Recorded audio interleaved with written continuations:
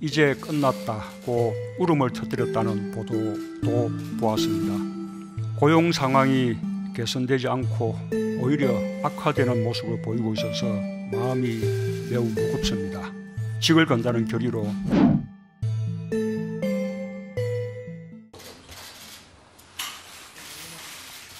시작할까요?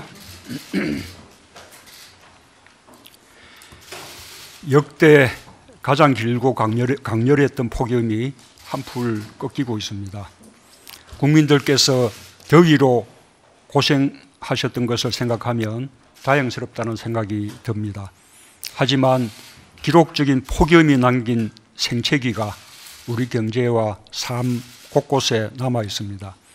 각 부처에서는 이번 폭염으로 생긴 여러 분야의 어려움을 지원하는 한편 올해와 같은 폭염이 빈번하게 되풀이될 수도 있다는 전제하에 상시적으로 적용할 수 있는 근본 대책을 마련해 주기 바랍니다. 아울러 이번 주 한반도 상륙 가능성이 있는 태풍 솔릭에 대해서도 폭우나 강풍 피해를 최소화할 수 있도록 범정부적인 대비 태세에 만전을 기해 주기 바랍니다. 오늘 금강산에서 오랜만에 이산가족 상봉 행사가 열립니다. 70년 넘게 생사조차 모르고 살던 부모와 딸, 아들, 또 자매, 형제 등 170여 가족이 다시 만날 수 있게 되었습니다. 통일부 등 관계기관에서는 이번 상봉 대상자들의 연세가 101세부터 70세까지 고령인 만큼 응급진료체계 등 상봉 행사가 안전하게 치러지도록 각별히 노력해 주기 바랍니다. 지금도 상봉의 기회를 갖지 못하고 애태우는 이산가족 상봉 신청자가 남측에만 5만 6천 명이 넘습니다. 95세 어르신이 이번에 상봉 대상자로 선정되지 못하자 이제 끝났다고 울음을 터뜨렸다는 보도도 보았습니다. 저 역시 이산가족의 한 사람으로 그 슬픔과 안타까움을 깊이 공감합니다. 정말로 시간이 없습니다.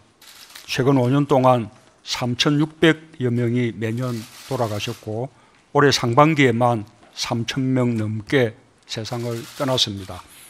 그분들이 헤어진 가족의 생사조차 알지 못한 채 천추의 한을 안고 생을 마감하신 것은 남과 북의 정부 모두에게 부끄러운 일입니다. 이제 그분들의 기다림이 더 이상 길어져서는 안 됩니다.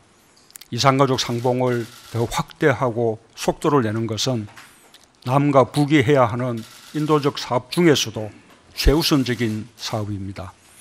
남과 북은 더 담대하게 이산가족 문제 해결을 위해 노력해야 합니다. 정기적인 상봉 행사는 물론 전면적 생사 확인, 화상 상봉, 상시 상봉, 서신 교환, 고향 방문 등 상봉 확대 방안을 실행해야 합니다.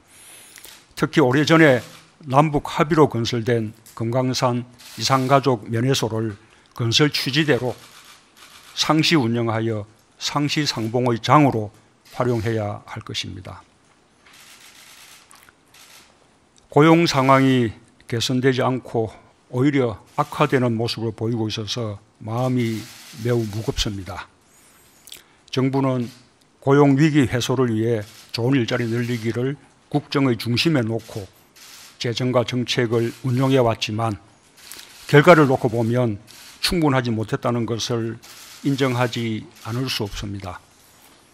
매달 발표되는 고용 상황을 보면 정부의 정책이 효과를 내는 분야가 있는 반면 효과를 내지 못하거나 부족한 분야가 있습니다.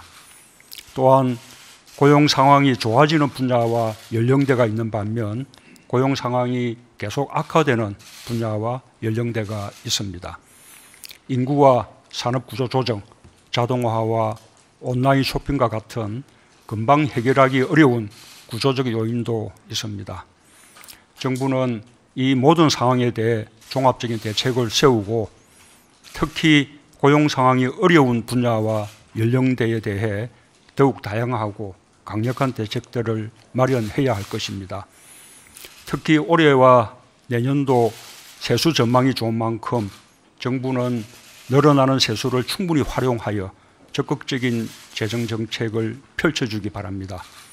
그와 함께 민간 분야의 투자와 고용 확대를 위한 규제 혁신과 공정 경제의 강화에도 더욱 속도를 내고 국회의 협력을 받을 수 있도록 최선을 다해 주기 바랍니다. 정책에서 우리가 무엇보다 두려워해야 할 것은 난관보다 국민의 신뢰를 잃는 것입니다. 청와대와 정부의 경제팀 모두가 완벽한 팀워크로 어려운 고용 상황에 정부가 최선을 다한다는 믿음을 주고 결과에 직을 건다는 결의로 임해줄 것을 당부합니다.